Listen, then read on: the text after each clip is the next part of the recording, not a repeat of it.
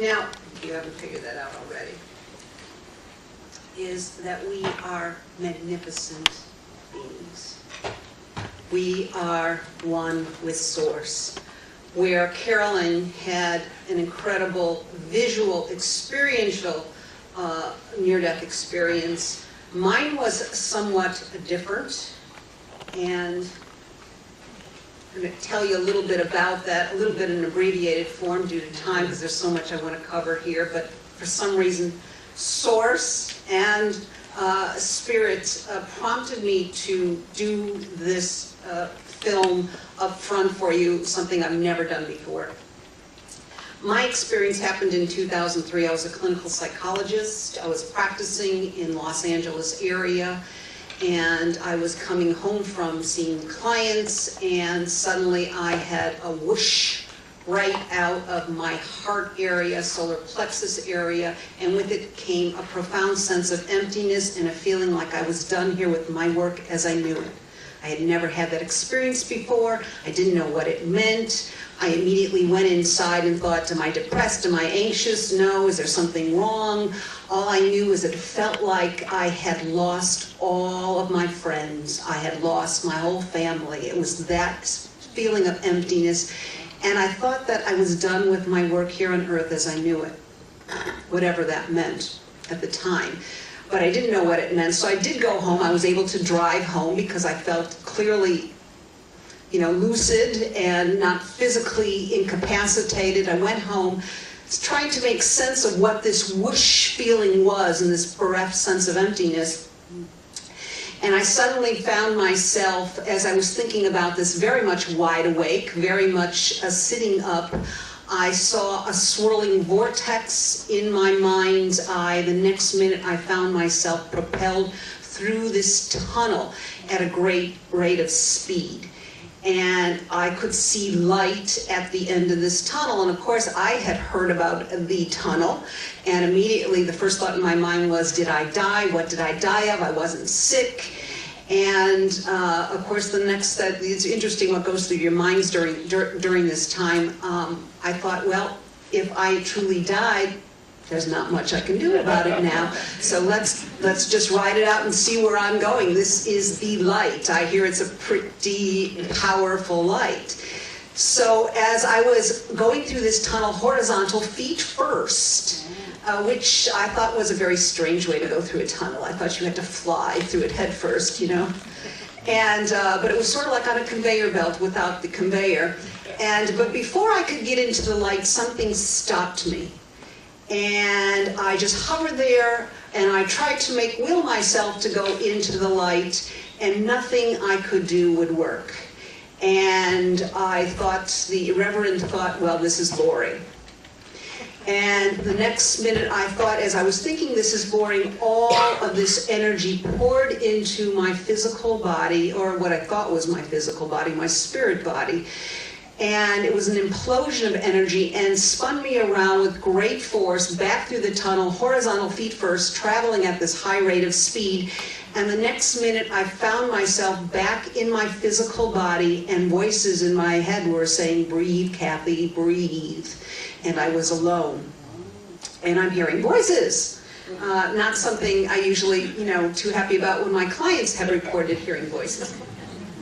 So there was nothing I could do. I was paralyzed. I could not move. My whole left side of my body I could feel a pressure in it. And these voices are telling me to relax, Kathy, just breathe easily. Immediately I saw that my heart had stopped, and whoever was trying to help me back into my physical form was, impressing me this image just to relax and go with it. And of course I did, because there was nothing else I could do.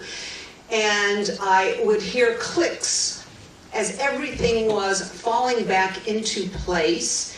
And I felt a presence around me the whole time, even though there was no one else in the room, and I could not move. I was helpless at the time. And then I felt the last kind of piece of the puzzle click of my body connecting, but I felt this pressure in my chest, and I thought, I know I'm going to have to see a cardiologist. And the voices pretty much told me, no, you're okay, you'll be fine, don't worry about it. And I got up, and within about 30 minutes or so after that, the pressure had abated.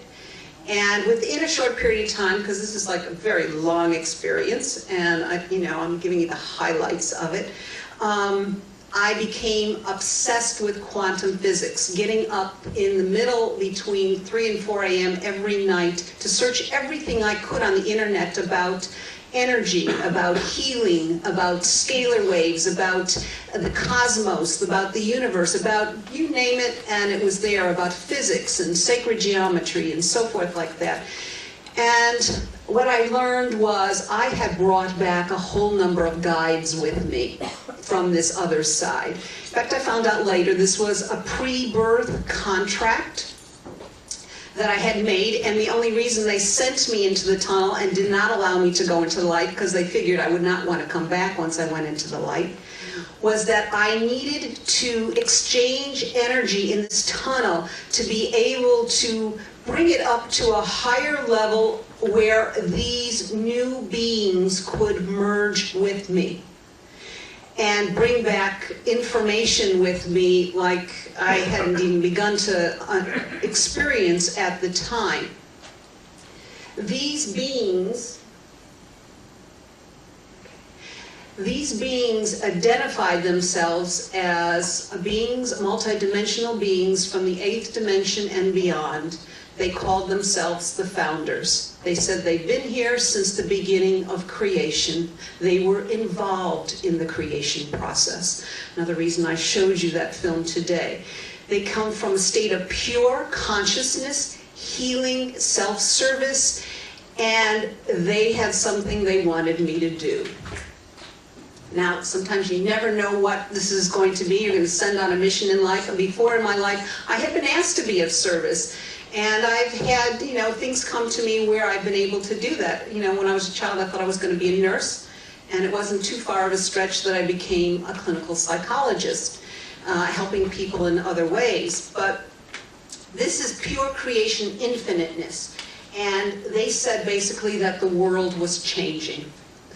And that I went back, even my soul went back to the beginning of creation time. We all went back, but I was involved in some of the first creation of man and the splitting off of souls and experience in the world, in the universe, to have that wonderful experience of dealing with matter and learning and growing and coming back to source and sharing what we have learned as souls and human beings.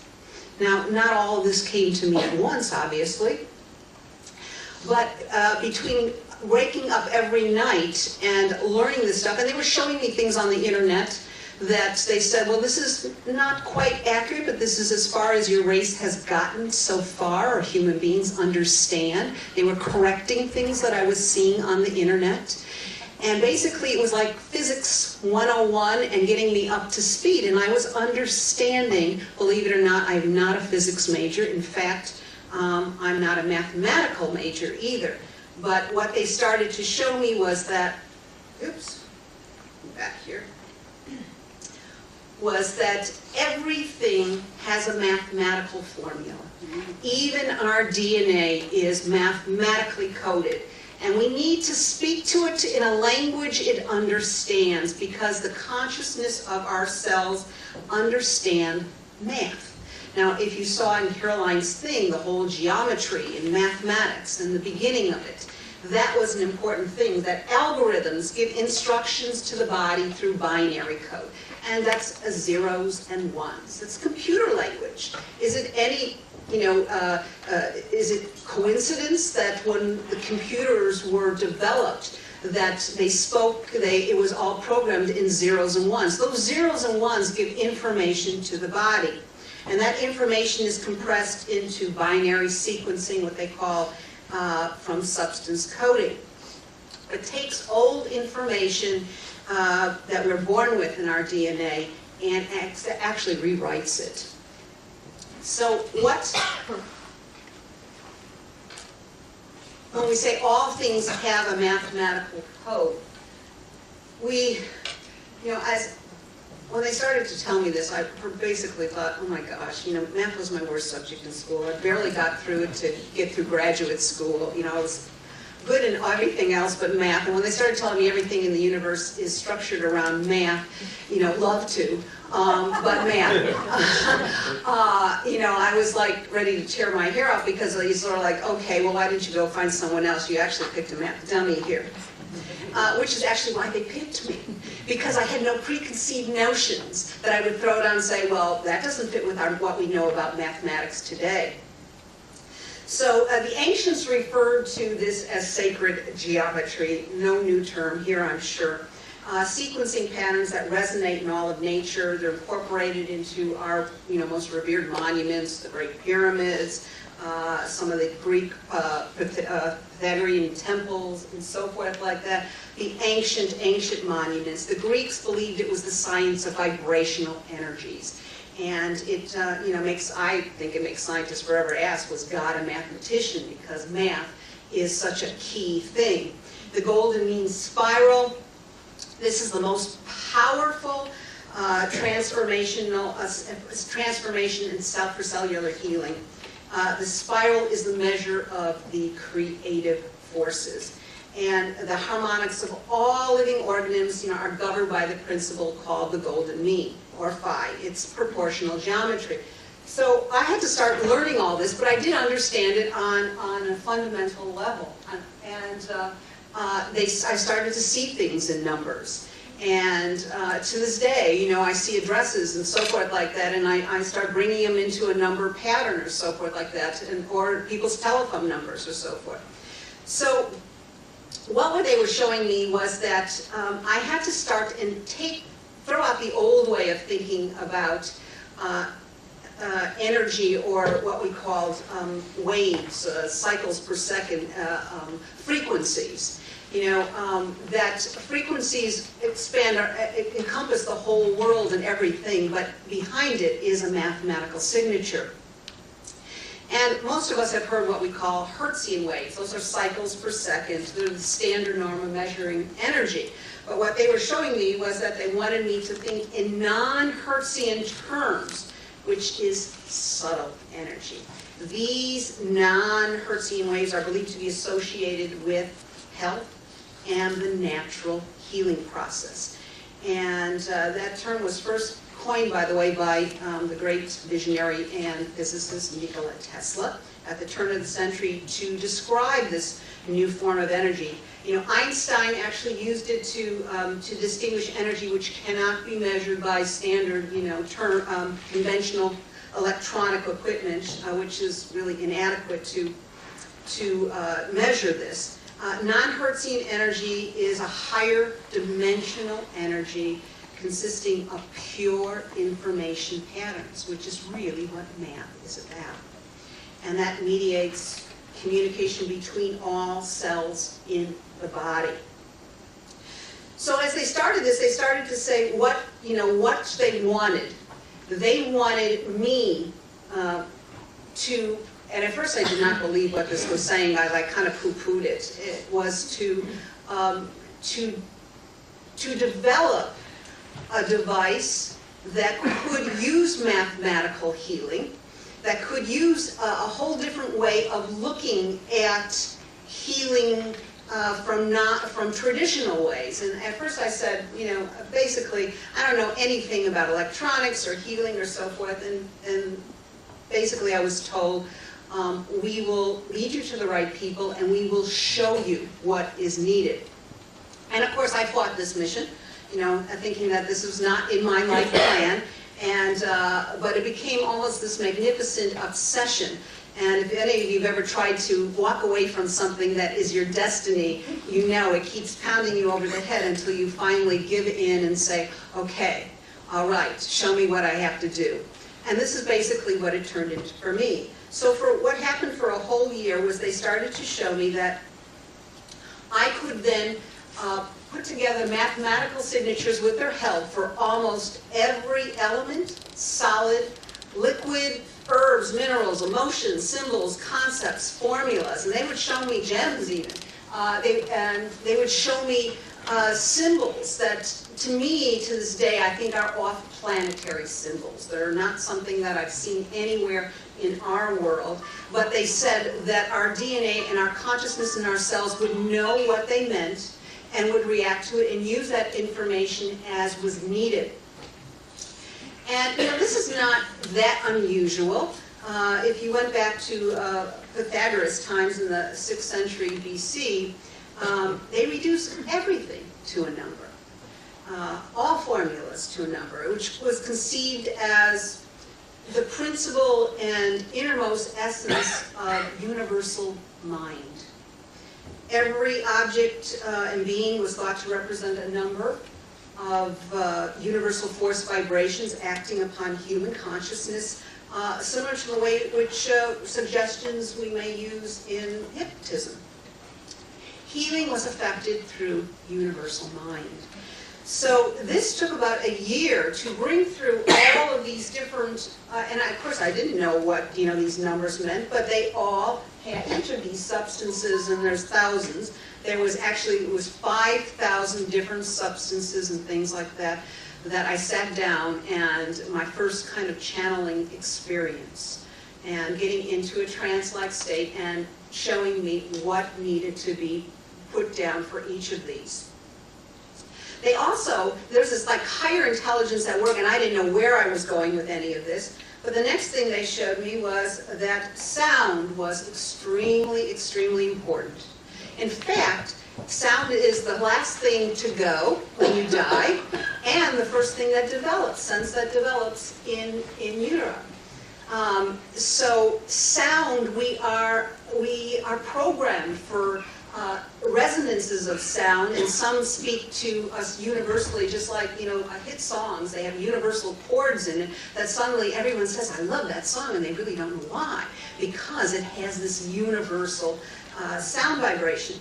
So I was led to that, and sound, music and sound are the carrier waves of information, especially to the body. And so they set up a resonance in the energy centers, some people call them chakras, or energy centers of the body.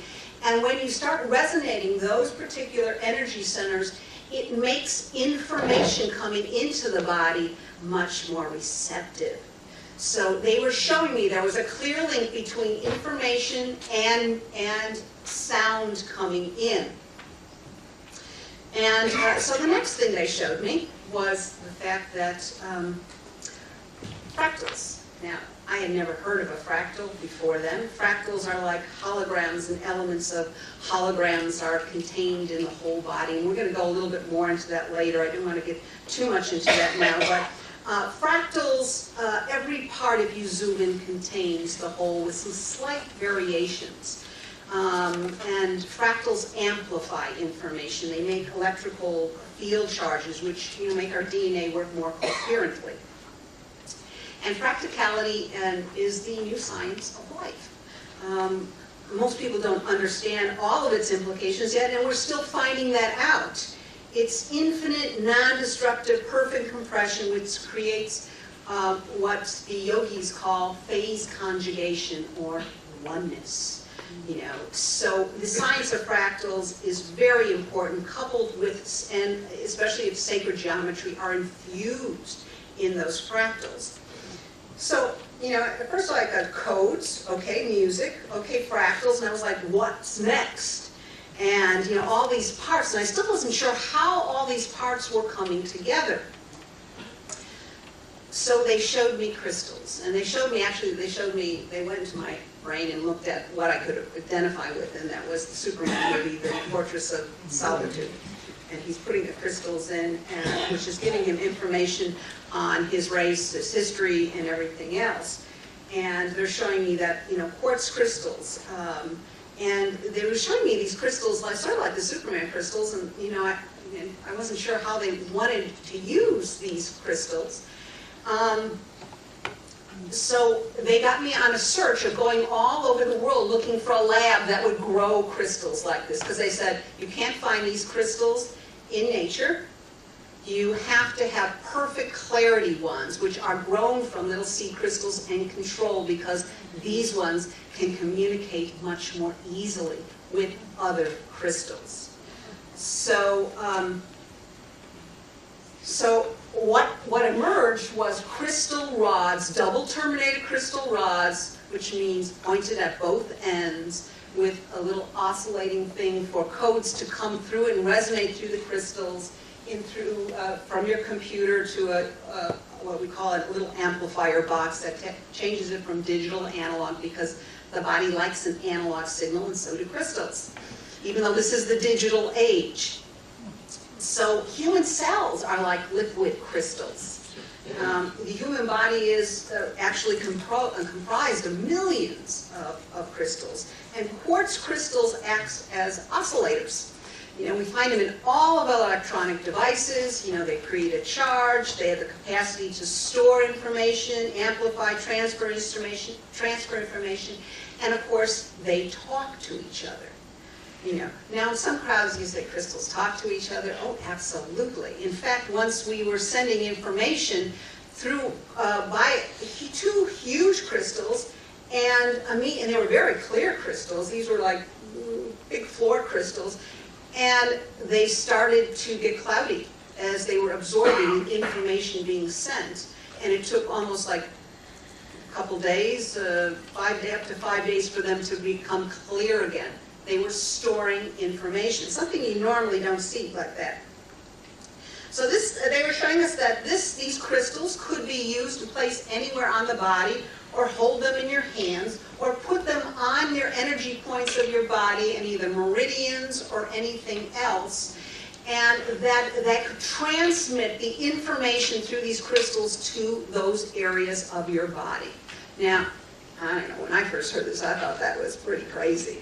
But I've since obviously changed my tune, because I thought, you know, it's, I started to have memories of when I go into meditation, of the use of these centuries ago, almost in the same way, but it's now being retrofitted for our today's technology. So, you know, how was I going to put all this together? What they were showing me was it could be used in a computer. And what evolved out of this was 3 components: software, signal box, crystals in any type of computer, and could be easily sent through the computer to the box, to the crystals, to the human being. And this information, and what they wanted it to be called, was Trinfinity 8. Now, Trinfinity meaning Trinity and infinity, and the symbol for regeneration, life, and the 8, of course, on its side was the symbol for infinity. So when this first came about, the software, you know, I sat there and I had all of these substances that had been coded, and then they started to tell me what you could put these substance codings in. You know, whether it be something, different things that dealt with stress reduction, energy restoration, whether it dealt with skin and hair, face and beauty, weight management. They also allowed me a wish list. So I got my friends together at that point and said, what would you really like to change with energy? And of course I got this whole list, and that's why I've got a few really strange programs in this device, 72. Which is now used around the world by different types of practitioners, from traditional to holistic. And we've done some DNA testing on it as well. Outside sources, labs have done it, not us, and found it actually changed the DNA. It made it more coherent. And when you made it more coherent, it correlated with the ability to repair itself. Which was quite, because when we started, I said, I don't know if this can do anything. And I said, dear God, please do not send me on a fool's mission.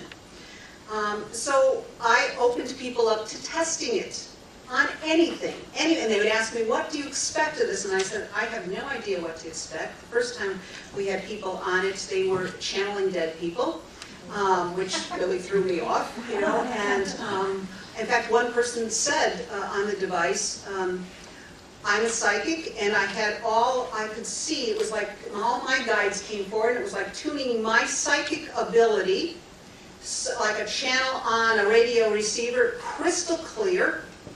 And he said, and then I saw all these beings of light come forward, and that they were responsible for this particular device.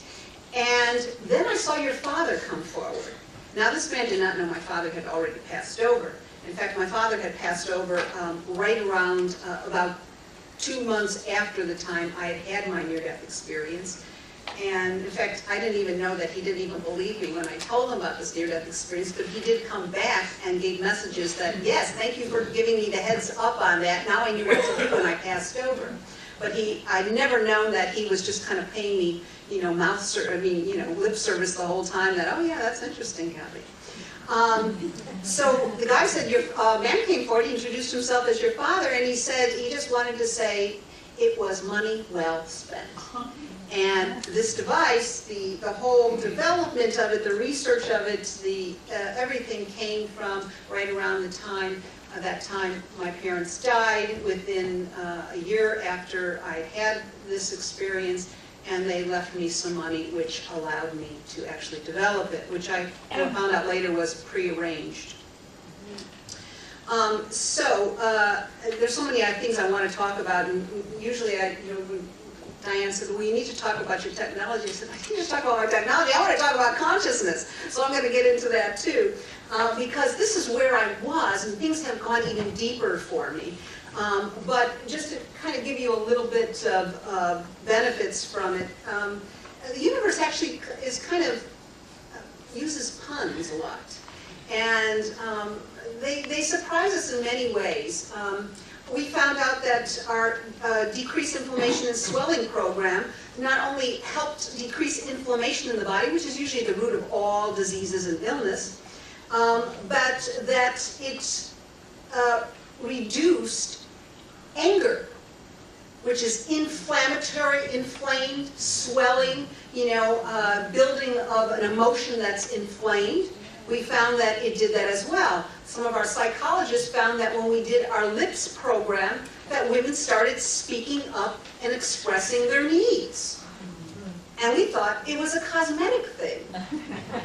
And so there was a number of things that we did not experience. We found pain relief was very quick, and people that either had, maybe they may have been chiropractors, because we have chiropractors, we have Reiki people, we have lots of different people in the energy realm, and they were using it sometimes in conjunction with their own healing modality and found it sped up the process. And sometimes we say we just don't know what it will do because, spirit takes it and goes where it needs it first. They told me that all of everything that's been sped up in our world electronically has all been planned. And that was because we needed information to be processed down fast enough and to connect us together as one global mind internet too. That has all that, and they were telling me this back in 2003. And a lot of this, and they tell me a number of other stuff, which I'll get into in a little while. But they said that we needed, as a human race that is now at a critical point and is evolving, we needed to shift to a higher vibrational state where all healing and rejuvenation could be possible. And although this is not a device that is going to heal you, it can allow, well, maybe it might, because it has some people, but yeah, but we don't talk about healing. But to shift you to the thing where your body, your soul, your being can do what it's meant to do, what it's been programmed to do, is to heal you and be the perfect ideal self you as a human being are entitled to and want to be. So pain relief was the things that we saw would go the fastest on people. Emotional well-being, releasing traumas. We had something called heart resonance, which they told me was very important to put in. This had the combination, the frequency, the mathematical signature of giving and receiving love and forgiveness. And we're right now in a very heart-based time. Everything, whether it be love or so forth, comes from the heart. Actually, the heart is more important than our mind. for what our evolutionary growth is. Years ago they say, oh, think with your head, not your heart. Actually, in the spirit world, it's think with your heart, not your mind. I mean, it's not like don't, leave your mind out the door, but still, think with your heart. Your heart is what's closest to spirit. So we found that we could shift people to a way where they feel new hope, less reactive to emotional triggers. I was reporting that some that were suicidal, it was shifting them into a different place where suicide was not going to be the top option anymore. So at this time I was no longer, by the way, working in a clinical practice because I was starting to feel everybody's stuff much too much. And so the world was kind of shifting me into another place. As for physical vitality, we've used it to, I have one person particularly, she's in the military, and she uses all the time whenever she has to go into her military training, she uses something that, increases muscle strength and stamina and energy, and she says, I always ace my exams, my physical exams. And then we did things for libido, because libido was also had the creative life force in. So, and that's very important to people. So, there was so many different areas we looked at to address and help people add more into their life, whether it be focus or clarity too, learning new tasks, memory, eyesight. It's funny, we found that using the eyesight program suddenly started people looking at their issues more too. Which it says you never know how it's going to take and run with it. So I like to keep an open mind about things because they said basically this was an intent-based device, and a lot of devices are coming forward right now like this that are helping us our energy shift. I'm not saying this is the only one. It may have been back then because of the fact it was mathematical. It's mathematical codes. Most everything is frequency. They said, you can go take it right to the source with just math, and that affects the frequency of everything. So, and to being open to really healing in non-conventional ways. Some people look at things and they say, nothing helps me. Well, sometimes that's kind of a badge of honor, too. Nothing has helped me. I'm so special, nothing helps me. Of course, nothing is going to help you if you believe nothing is going to help you. Usually when I was doing clinical psych work, if somebody came in and said that to me, I said, I'm sorry, I can't see you then. It's like, why bother if you don't feel that this can really shift your life? So, you have to get your intent straight. And what they said about this device was that it would help get a clarity of intent, of purpose. And your purpose may just be, I am open to healing. It's okay for me to get healing. Sometimes people have a lot of problems receiving things and being open to that. So, this new kind of healing energy is really all based on what they were showing me was a super quantum potential level, and it resides beyond the ordinary four-dimensional space and time, and it's a higher dimensional level. It's beyond even subtle energy, and it's called spiritual energy level, and it's. Quantum physicists such as David Bohm in 1952 alluded to this, and they were just kind of discovering it. And this is where this device, Trinfinity 8, really resides, in the super quantum potential level because of the fact it can be wireless. And by that, I'd like to say people, we have the illusion of distance. All things in the universe are infinitely connected, as you saw from Caroline's thing. We are all connected to the God source. And, it doesn't matter how far we are away, it's instantaneous through time and space, that intent, that thought, that energy. You can communicate with someone regardless of if it's 10 feet or 10 billion miles apart. And, they've actually done some studies on that, and